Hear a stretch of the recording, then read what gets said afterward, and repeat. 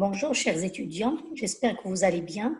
Dans ces conditions de confinement, on va enchaîner notre série de vidéos du module 9, Biologie des organismes végétaux. Et on est arrivé à la 10e séance, dans laquelle on va parler un tout petit peu de la reproduction chez les cormophytes. Je commencerai par une introduction, dans laquelle je rappellerai quelques notions sur lesquelles on a déjà bien parlé auparavant, comme le fait que les cormophytes, ce mot cormophyte, ce sont des végétaux dont l'appareil végétatif, qu'elle soit haploïde ou diploïde, il est différencié en un cormus, c'est-à-dire un axe ou bien une tige qui porte des feuilles.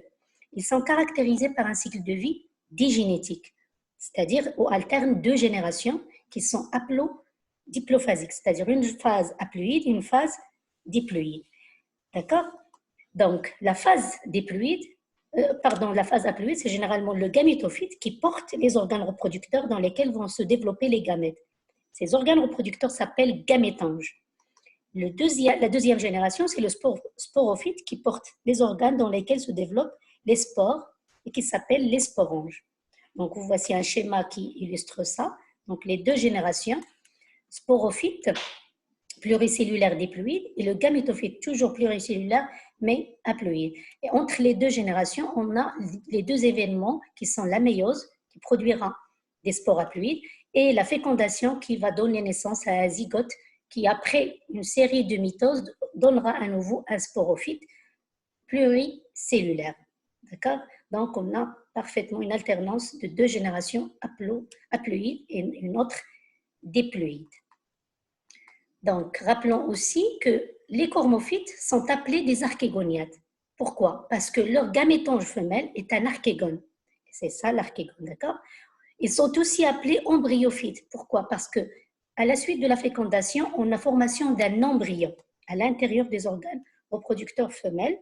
Et les gamétanges, archégones et entéridies, sont multicellulaires, pluricellulaires, avec une enveloppe tissulaire stérile et avec une anisogamie, c'est-à-dire les gamètes mâles et les gamètes femelles sont généralement très différents, aussi bien en taille qu'en morphologie.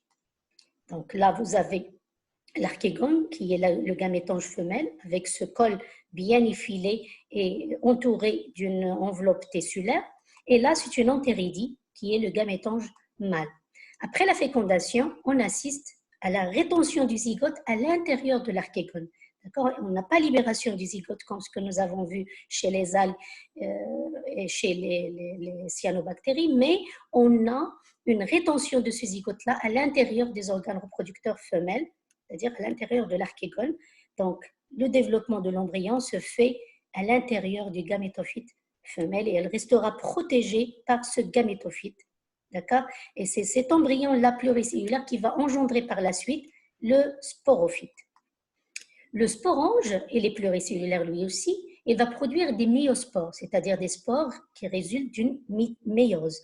Ce sont des sporanges qui sont caractérisés par la présence d'une paroi protectrice qui résiste à la dessiccation grâce à la présence d'une matière très particulière qui est la sporopolynine, qui rend la paroi des spores résistante à la dessiccation. Et c'est la germination de ces spores-là, qui va produire des gamétophytes. Et c'est le sporophyte de zen qui porte les sporanges, qui va produire bien sûr ces spores haploïdes après l'avènement d'une méiose.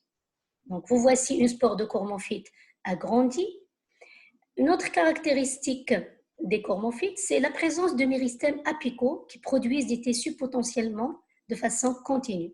Vous voici là un schéma d'un méristème apical des tiges et d'un méristème apical des racines. Ce sont des méristèmes sur lesquels on a largement parlé la dernière séance. Une autre caractéristique avec laquelle je vais terminer cette petite introduction, c'est la présence de l'épiderme chez la plupart des groupes de cormophytes. Et vous voici ici un épiderme de ptéridophyte avec une cuticule assez développée, une cuticule bien claire et une série de cellules qui forment l'épiderme. D'accord? Ce sont des cellules juxtaposées qui forment l'épiderme. On arrive maintenant au premier paragraphe dans lequel on va s'intéresser à la classification des cormophytes. Sachez que c'est un groupe qui est subdivisé en 3 embranchements. On commence par le premier embranchement qui est celui des bryophytes, appelé aussi cryptogames non vasculaires. Et ces bryophytes-là forment un embranchement apparemment homogène, d'accord, et qui compte à peu près 25 000 espèces. Ce sont les représentants les moins évolués des plantes supérieures. Ils sont chlorophylliens, de petite taille et dérivent d'ancêtres aquatiques.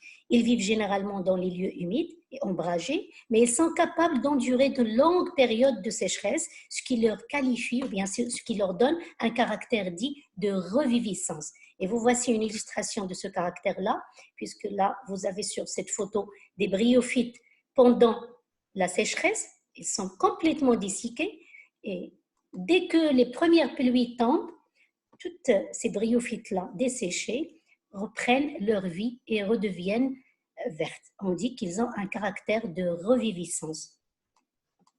Leur appareil végétatif, il est très remarquable. Par quoi? Par la simplicité de sa structure, avec une absence des racines et des vaisseaux conducteurs bien différenciés. On n'a pas de xylème ni de phloème.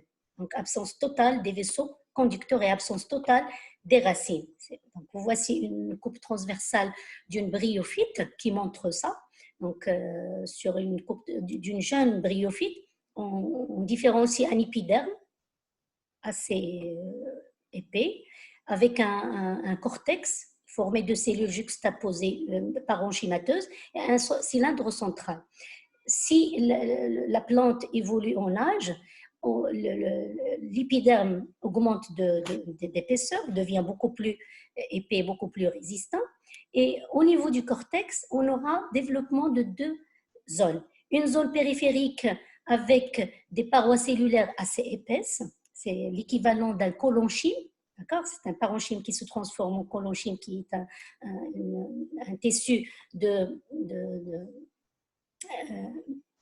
on l'a déjà dit auparavant, c'est un tissu de soutien des jeunes, des vaisseaux, des tiges et des rameaux qui sont non lignifiés, d'accord? On n'a pas de structure lignifiée. Et là, au milieu, on a des cellules parenchymateuses avec des parois assez fines, d'accord? C'est le cortex à parois fines. Et au milieu, c'est toujours le cylindre central. Donc, on note l'absence de vaisseaux conducteurs. En comparaison avec les fougères représentées ici, on voit bien une différenciation du xylème et du phloème en guise de vaisseaux conducteurs. D'accord?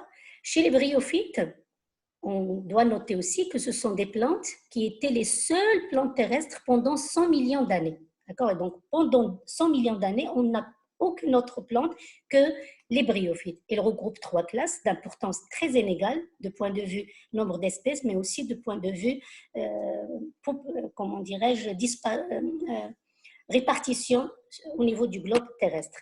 La classe des mousses, la classe des hépatiques et la classe des ontocerotales. Le deuxième embranchement, c'est l'embranchement des ptéridophytes, dit encore cryptogames vasculaires. Ce sont des plantes cormophytes, à sporophytes et gamétophytes séparés et dépourvus de fleurs. Cet embranchement comporte 4 classes.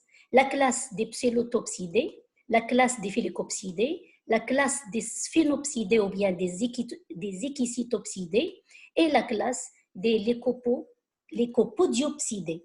Parce que ça dérive de l'espèce majeure de cette classe qui est le lycopodium. Le dernier embranchement, c'est l'embranchement des spermaphites, dit encore phanérogame. Ce sont les plantes à gamétophytes qui vont parasiter le sporophyte, qui présentent des fleurs et des graines.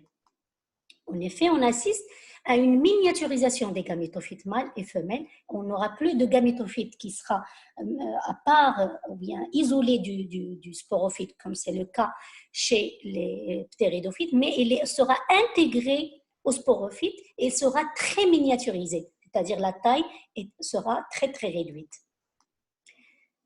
Au sein de cet embranchement-là, on va distinguer 2 sous-embranchements. On a le sous-embranchement des gymnospermes, qui sont des plantes à graines nues, avec 3 classes, les cécadopsidés, ou bien les préspermaphites, les coniféropsidés, ou bien les gymnospermes au sens strict, et les gnitopsidés, ou bien les chlamydospermes.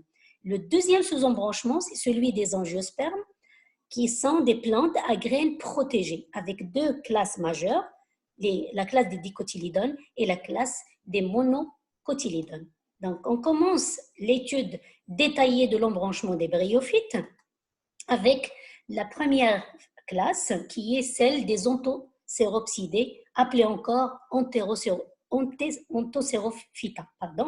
Ce sont des plantes constituées par une lame foliacée qui rappelle de loin le thalle des algues. C'est le gamétophyte. Et c'est un groupe très restreint, c'est-à-dire peu diversifié, avec seulement 5 genres et 320 espèces. Il a été longtemps confondu avec les hépatiques à thalle et ils sont caractérisés par l'élaboration d'une symbiose avec les cyanobactéries. Sur le schéma juste à côté, vous voyez le gamétophyte de forme foliacée sur lequel prend naissance un sporophyte qui se termine par un sporange mûr qui va se fondre pour libérer les spores. Et là, vous voici une spore libérée. Les gamétonges sont enfoncés dans la masse du gamétophyte. On ne peut pas les voir, ils sont enfoncés de cette lame foliacée. Et le sporophyte, je viens de le dire, il est très étroit et très étendu vers le haut avec une croissance indéterminée et illimitée.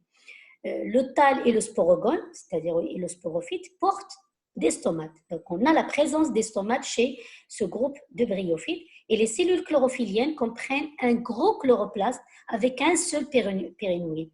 Et le pérénoïde, c'est le lieu où on a l'accumulation des enzymes de la photosynthèse chez les algues, chez quelques algues et chez quelques bryophytes. La première division du zygote après fécondation est verticale, ce qui est un cas unique chez les bryophytes. D'accord? Donc, vous voici une illustration des majeurs entéroséropsidés, des principaux représentants des ontoséropsidés, ou bien ce qu'on appelle encore les Ontorophyta. Donc, vous voyez une diversité morphologique très remarquable. Là, je vous représente 5 espèces différentes. On va droit vers la deuxième classe, c'est celle des hépatiques, appelées aussi les hépaticopsidés ou bien les Marcantiophyta. Il y a environ 180 genres à l'intérieur de ce groupe-là, avec 10 000 espèces, et on distingue deux grands types. On a les hépatiques dites à feuilles, dont l'aspect rappelle celui des mousses, et les hépatiques à thalle, dont l'appareil végétatif est une lame foliacée aplatie, dont l'aspect rappelle les algues vertes et aussi les ontocerotales. Donc, vous voici une hépatique à feuilles, l'Eucheria lucens, et l'hépatique à thalle, Pilia epiphylla. La même chose ici, une comparaison entre une bryophyte à feuilles et une autre à thalle. D'accord? On arrive au troisième groupe, qui est celui des mousses, appelé aussi bryopsidés ou bryophyta. Ces bryophytes-là ressemblent à de toutes petites plantes feuillées qui portent une capsule munie d'une columelle formant ce qu'on appelle le sporophyte. Les plastes ne contiennent pas de pérénoïdes. Et vous voici deux spécimens de ce groupe, le Leucobrium glaucum et le Polytrichum formosum. Et là, vous avez un troisième spécimen qui est le Leucobrium glaucum. On arrive maintenant au cycle de développement des bryophytes. Sachez que toutes les bryophytes, que ce soit mousse, ontocérotale ou bien marcantiophytes, ils suivent toutes le même cycle de développement. C'est-à-dire ils vont naître, ils vont croître, ils vont se reproduire de la même manière, et selon le même processus. À partir d'une spore N chromosome, on aura l'émission d'un protonéma, et sur ce protonéma-là vont naître des bourgeons qui vont former selon le groupe soit des tiges feuillées, soit des lames qui porteront des structures reproductrices. Suite à cela, apparaissent sur ces tiges-là des organes soit mâles, c'est-à-dire des entérédies, soit des organes femelles ou bien archigones. Les entérédies vont contenir les entérozoïdes qui sont toujours biflagellés et les archigones vont contenir des oosphères. Donc, vous voici la myospore de mousse qui va germer et qui va donner un protonéma qui rappelle de loin un filament d'algues vertes et aussi un trichome de champignons. à partir de la spore donc haploïde se développe un gamétophyte haploïde, soit monoïque, soit dioïque selon les espèces. Donc, vous voici le gamétophyte qui est l'organisme principal avec ses rhizoïdes. D'accord? Donc, le proténéma que je viens de vous montrer tout à l'heure, elle va évoluer en un gamétophyte qui va représenter la plante et l'organisme principal de la plante. Les entérozoïdes vont être entraînés par les gouttes d'eau dans lesquelles ils vont se déplacer et vont féconder l'osphère à l'intérieur de l'archégone. Et après fécondation, on obtient un zygote à 2 N chromosomes qui va se diviser aussitôt et se transformer en un jeune sporogone qui est le sporophyte des bryophytes. Ce sporogone-là, il est constitué d'un pied, qui est l'organe qui lui permet de rester fixé sur la plante, d'un péticelle ou bien soie, qui va porter à son extrémité un sporange ou bien une capsule.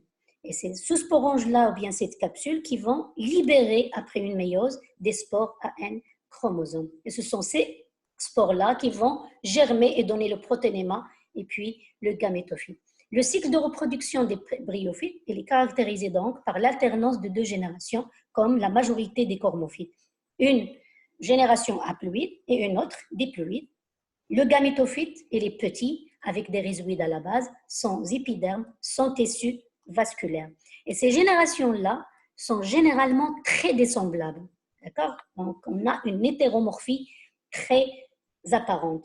On a une différence morphologique très apparente entre sporophyte et gamétophyte, avec généralement un gamétophyte plus grand et plus indépendant. Donc, vous voyez là, la plante feuillée, c'est le gamétophyte haploïde qui va porter sur lui, sur la partie femelle, un sporophyte diploïde.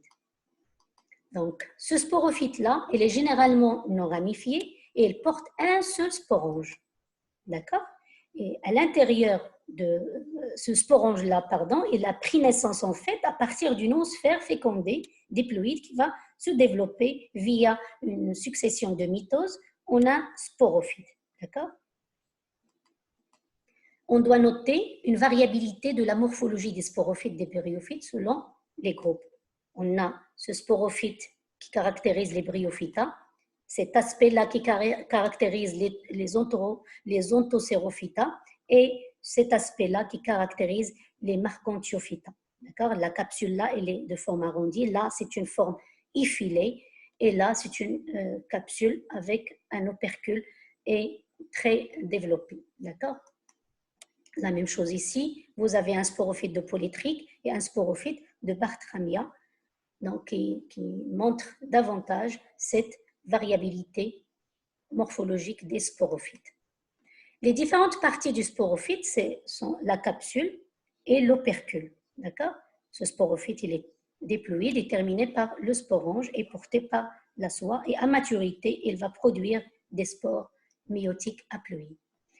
Là, on va se pencher un tout petit peu sur les détails d'un sporange. Un sporange de bryophyte, il est formé d'une coiffe, d'accord, qui est généralement le reste du gamétophyte, d'un opercule, d'accord, qui va laisser échapper et produire et libérer les spores à maturité, une dent du péristome, d'accord, et la capsule. Et à l'intérieur de la capsule, on a les spores qui sont en train d'être formés à partir de leurs cellules mères. D'accord? Et tout ça, il est porté par le gamétophyte.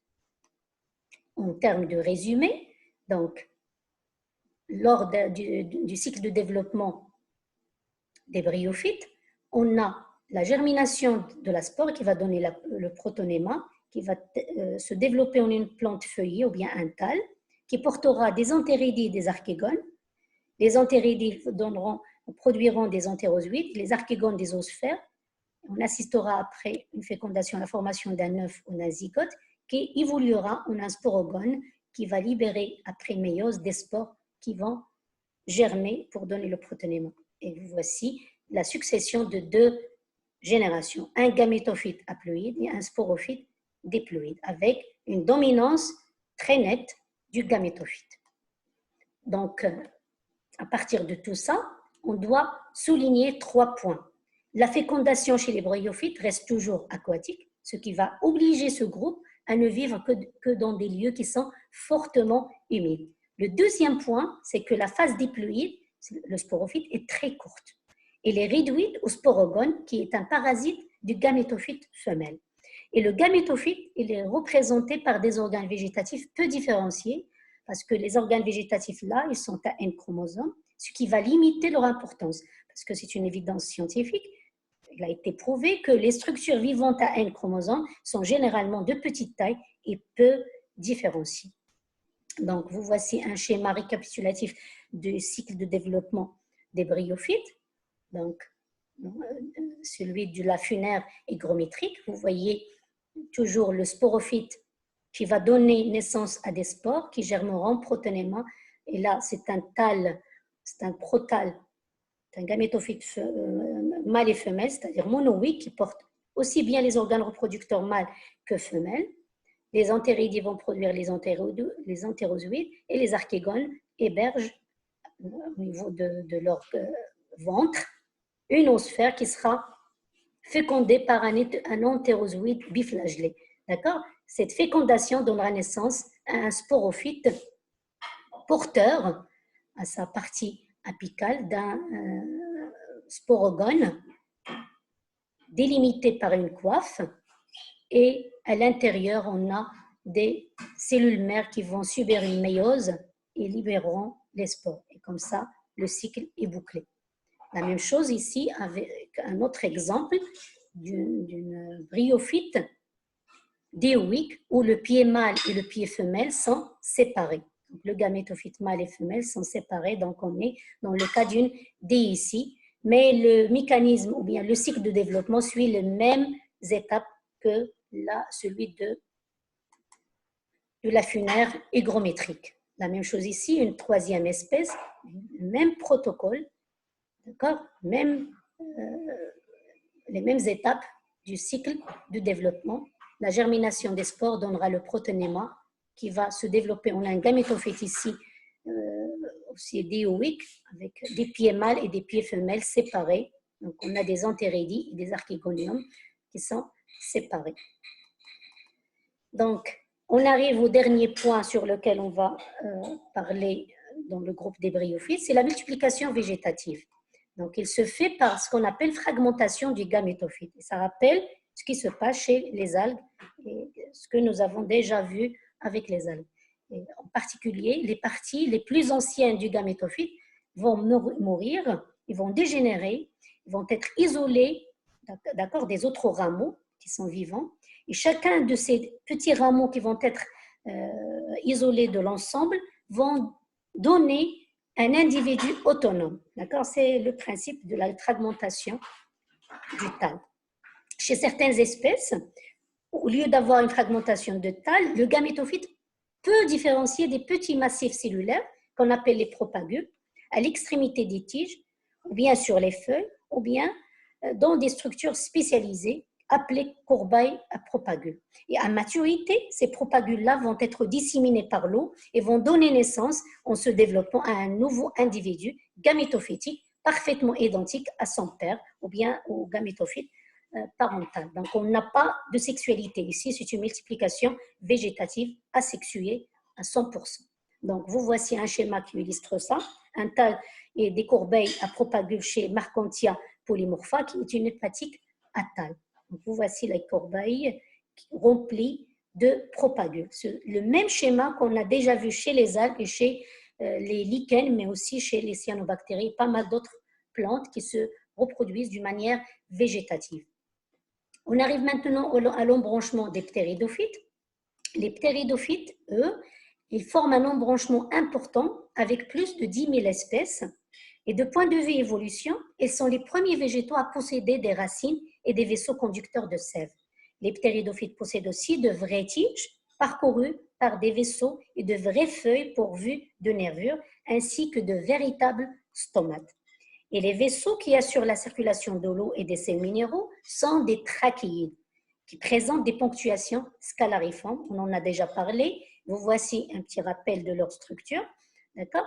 Donc, sur une coupe transversale d'une tige de fougère, on voit bien les vaisseaux conducteurs formés principalement de phloème et de xylème. Et le xylème, c'est se forme de trachéides scalariformes. Ce sont de faux vaisseaux, d'accord, ou bien des vaisseaux imparfaits.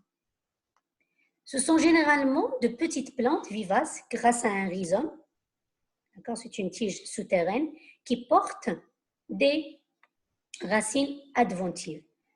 Ils vivent dans les endroits humides. Donc, c'est généralement un rhizome qui porte des racines adventives.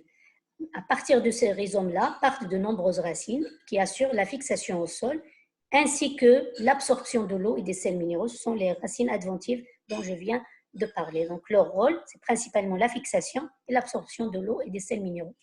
Mais on a aussi des ptéridophytes qui sont de grande taille. Donc là, je viens de dire que ce sont des petites plantes vivaces, mais au niveau du pendant le Carbonifère, on a des ptéridophytes qui étaient de grande taille et qui avaient des pores majestueux, qui représentaient le groupe végétal le plus dominant à cette époque-là. Et vous voici une vision d'artiste d'une forêt du Carbonifère avec une dominance remarquable des ptéridophytes. Quelques ptéridophytes actuels ont conservé aussi ce port géant de leur ancêtre du Carbonifère, et je vous donne l'exemple ici de la forêt de fougères géant en Tasmanie, en Australie. Leur aspect rappelle celui des palmiers dattiers, mais ce ne sont pas des palmiers dattiers, mais ce sont des ptéridophytes géants. Les feuilles des ptéridophytes vont évoluer, ou bien évoluent, à partir de tissus vasculaires selon deux processus. On a ce qu'on appelle la microphylie, avec un seul vaisseau, et on a la mégaphylie, avec plusieurs vaisseaux et des feuilles avec plusieurs nervures. D'accord? Les ptéridophytes n'ont pas de fleurs, et leurs appareils reproducteurs sont peu apparents, donc ce sont des cryptogames.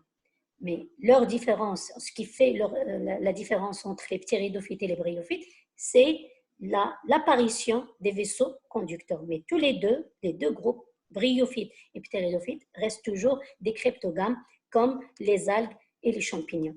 La reproduction sexuée est d'un type primitif. Il rappelle de loin celle des bryophytes par certains aspects sur lesquels on va revenir dans quelques minutes. Le cycle de développement montre toujours une alternance de deux générations indépendantes avec une nette prédominance du sporophyte qui va constituer la plante feuillée. Donc, on se dirige vers les caractéristiques des spermaphytes. On n'est plus dans une dominance du gamétophyte, mais une prédominance du sporophyte. Le gamétophyte, lui, sera très réduit. Il ne va être représenté que par des organes végétatifs. Il ne va pas, présenter d'organes végétatifs différenciés. On va le voir dans quelques minutes. Par ailleurs, on doit noter qu'au sein des ptéridophytes, une sexualisation de plus en plus poussée a été mise en place, c'est-à-dire le caractère mâle et femelle va apparaître dès l'étape spore. On aura une différenciation entre les spores. Les spores ne seront pas ils n'auront pas la même taille. Donc, on va parler de l'hétérosporie, parce qu'on va différencier ce qu'on appelle les mégaspores des microspores. Comme chez les sélaginelles et les isouettes, où l'hétérosporie est très marquée. Donc, vous voyez les microspores ici et les mégaspores contenus dans des sporanges différents. Là, on parlera d'un microsporange et là, d'un macrosporange qui se trouve toujours à l'aisselle d'une sporophile. D'accord? Mais quelques ptéridophytes ont gardé des caractéristiques primitives d'homosporie, comme les fougères, qui produisent des spores avec la même taille et la même morphologie. Donc, pour comprendre cette hétérosporie, on va voir le détail de ce rectangle-là. Donc, vous voyez, à l'intérieur d'un mégasporangium, donc là, il manque un petit A, donc c'est le mégasporangium, ou bien mégasporange, qui contient des mégaspores, et le microsporangium qui contient des microspores. Et les deux sporangium, mais les deux sporogones, se trouvent à l'aisselle d'une feuille réduite du sporophyte, qui est protégée par une légule. Donc, on parlera un tout petit peu de l'origine et de l'avantage de l'hétérosporie.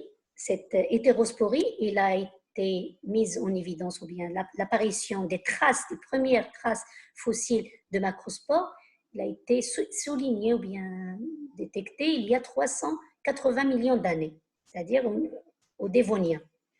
Et ça présente quelques avantages qui sont les mêmes que ceux de l'anésogamie, qu'on a déjà vu chez les algues, avec une spécialisation pour répondre aux deux contraintes antagonistes, qui est la contrainte du grand nombre contre le plus de matière de réserve possible.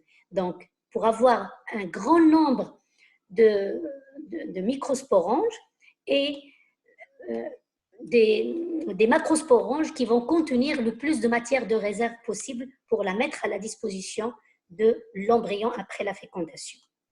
Mais l'inconvénient de l'hétérosporie, c'est que la dissémination elle est moins efficace que chez les fougères homothalliques et que chez les algues et aussi chez les champignons homothalliques. Parce qu'on a besoin dans l'hétérosporie que la dissémination des deux spores soit faite de la même manière pour pouvoir coloniser un nouvel habitat d'une manière efficace.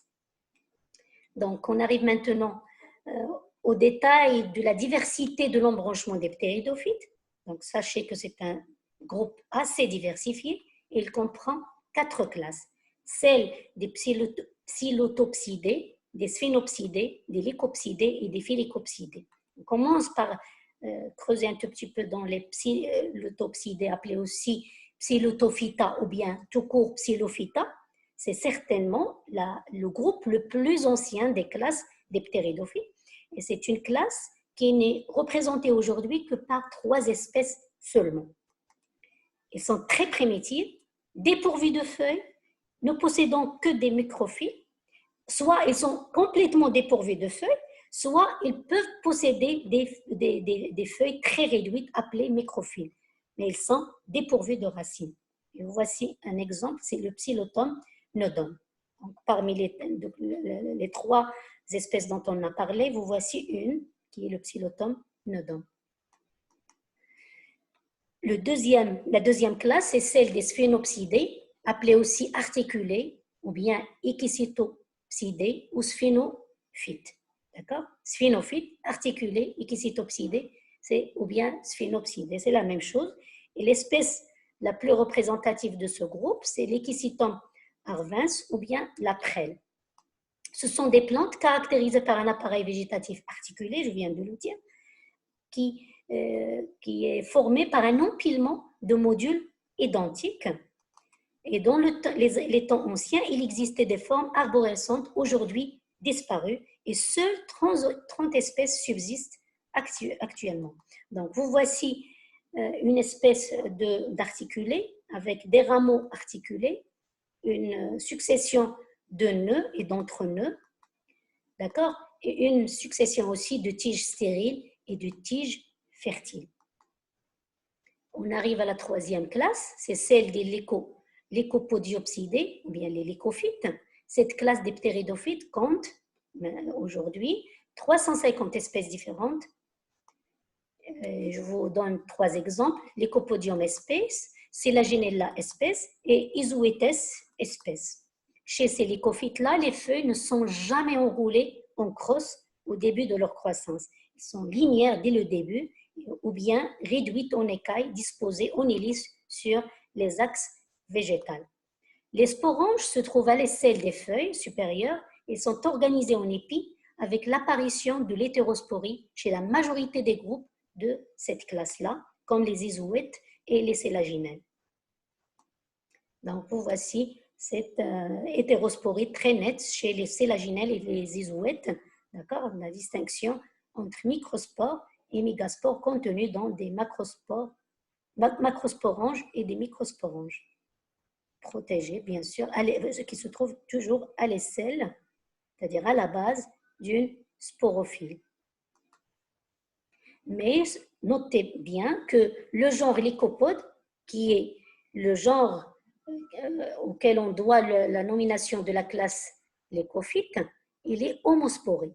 Il a gardé son caractère primitif d'homosporé, puisque le sporophyte produit les mêmes, des spores qui ont le même aspect et qui vont germer et donner un gamétophyte monoïque qui porte aussi bien les antéridies que les archégones. La dernière classe, c'est celle des phyllocopsidés, bien phyllocophytes, ce sont les fougères. Et c'est la classe de ptéridophytes la plus importante actuellement, avec environ 9000 espèces vivantes. La plupart des espèces sont herbacées, mais il existe encore des espèces tropicales arborescentes, on a déjà celles qui ont la forme d'un palmier, dont on a déjà parlé auparavant. Les feuilles sont des frondes enroulées en crosse à leur jeune âge, ce qui fait la différence avec la classe précédente, et le limbe, il est découpé avec une grande taille. Donc là, vous voyez très très bien la crosse, bien la fronde enroulée en crosse. Une fois mature, il va s'étendre, il va donner cet aspect. Là, c'est l'enroulement en crosse. Ces ptéridophytes, toutes ces classes, sont caractérisées par un cycle de développement bien particulier. C'est un cycle qui se caractérise par une alternance de génération, comme tous les cormophytes, des entérozooïdes qui sont ciliés, et non pas flagellés, mais entourés de cils, des sporophytes qui seront dominants, et une dissémination par spores méiotiques haploïdes, généralement homosporés, soit homosporés ou hétérosporés suivant les groupes. Donc, à partir de la spore N chromosome, qui va germer, qui va donner un organe de petite taille, qui est formé d'une lame verte fixée au sol par des rhizoïdes non vascularisés et sans épiderme. C'est le protale, c'est le gamétophyte monoïque. D'accord? Là, c'est la germination de la spore qui va donner ce protale-là. Sur ce protale se développeront les organes reproducteurs, les entéridies, qui produisent les gamètes mâles flagellés, ou ciliés, ce sont les entérozooïdes, et les archégones qui portent les gamètes femelles, ou les osphères. Généralement, on n'aura qu'un seul osphère par archégone. Donc, ces deux étapes-là rappellent de loin le cycle de développement des bryophytes. Donc, au lieu d'avoir un protale, chez les bryophytes, on a un protonéma, mais c'est presque la même chose, d'accord? Donc, le développement de cette phase du cycle de développement des ptéridophytes, il est toujours dépendante de la présence de l'eau. Donc, vous voici là un protale avec les rhizoïdes sur la face inférieure. C'est le gamétophyte qui porte à la fois les archégones et les entéridies. Les archégones dans la partie antérieure et les entéridies dans la partie postérieure qui portent les rhizoïdes. Donc, voici les détails des gamétanges femelles, c'est-à-dire des archégones, sur la partie antérieure, donc avec leur forme caractéristique, avec un ventre et un col étroit. Et là, on va dresser une comparaison entre l'archégone d'une fougère et l'archégone d'une mousse, c'est-à-dire d'une bryophyte. La caractéristique majeure et la différence majeure entre les deux, c'est là, c'est au niveau du col. Donc, voici, chez une fougère, le col, il est généralement il a une structure très réduite, avec 5 à 7 étages de cellules seulement au niveau de ce col-là, alors que chez les mousses, chez les bryophytes en général, on a un col qui est assez long, avec plusieurs assises cellulaires. On arrive au gamétange mâle, ce sont les entéridies qui se trouvent au niveau de la partie postérieure du gamétophyte et qui vont produire des entérozooïdes ciliés. La fécondation reste toujours aquatique et dépendante de la présence de l'eau. En présence de cette eau-là, les entérozooïdes vont nager jusqu'à l'archégone et l'un d'eux va féconder l'osphère. Et après fécondation, le zygote diploïde va se diviser aussitôt par des divisions métotiques et va se transformer en un embryon qui va prendre la forme d'une petite plante composée d'une ébauche de racines, une ébauche de feuilles et un bourgeon qui donnera la tige. C'est le sporophyte. Lorsque la première feuille et la première racine sont devenues assez grandes, le protale gamétophytique va disparaître et la plante feuillée grandira d'une manière autonome. Donc, une fois à maturité, sur la face inférieure des feuilles vont apparaître des sporanges pédonculés et arrondis qui vont être protégés par une lame très mince qui s'appelle l'indusie. Et à l'intérieur de ces sporanges-là vont se développer, après méiose bien sûr, des spores haploïdes qui, une fois libérés, vont germer et donner à nouveau le gamétophyte monoïque. D'accord? Donc, vous voici ce jeune sporophyte dont je viens de parler. Là, c'est l'émission de la racine primaire du jeune sporophyte qui va croître aux dépens du gamétophyte, d'accord? N.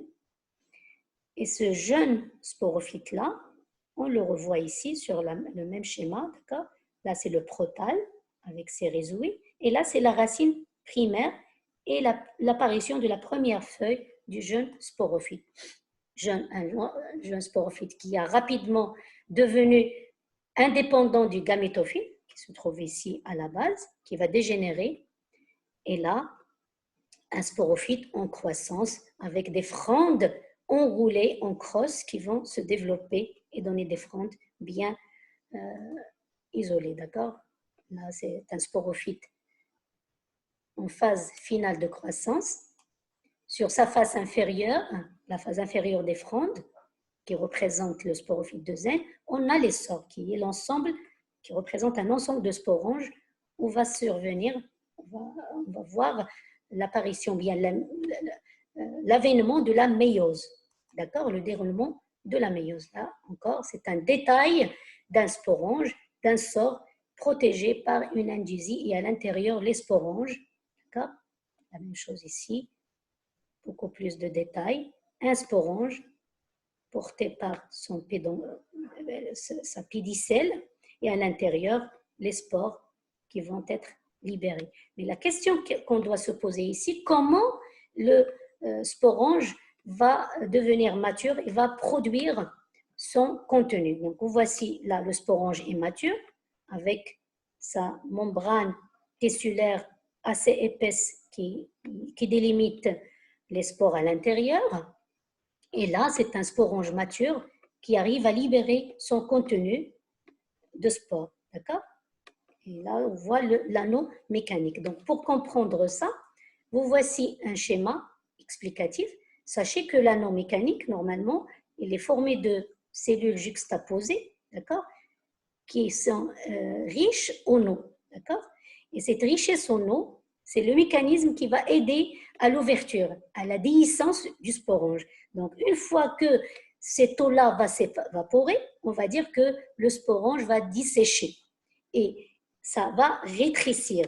L'évaporation de l'eau rendra l'anneau mécanique moins étendu, ce qui va permettre l'ouverture mécanique du sporange et la libération des spores. Donc, tout ce que nous avons dit est résumé sur ce schéma-là, qui représente le cycle de développement des ptéridophytes, avec ce passage progressif de la germination des spores qui donneront le jeune protal qui mettra ses rhizoïdes et qui portera sur sa face inférieure la partie inférieure qui est en contact avec le sol. Sur la partie antérieure, on a les archégones et sur la partie postérieure, on a les entéridies. D'accord? Pour qu'elles soient en contact avec le sol, ce qui va permettre le déplacement des entérozoïdes ciliés vers les archégones pour que la fécondation aille lieu.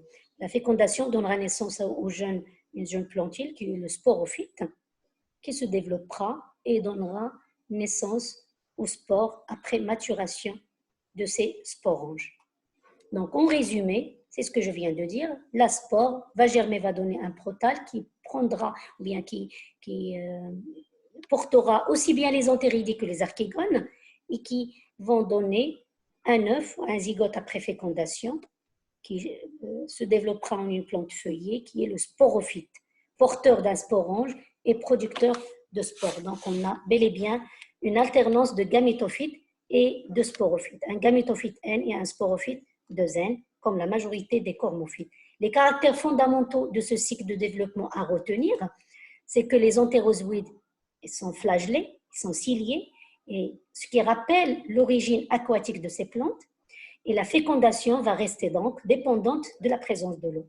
Mais contrairement aux bryophytes, les ptéridophytes ont un sporophyte beaucoup plus développé que le gamétophyte, et il va représenter la plante feuillée.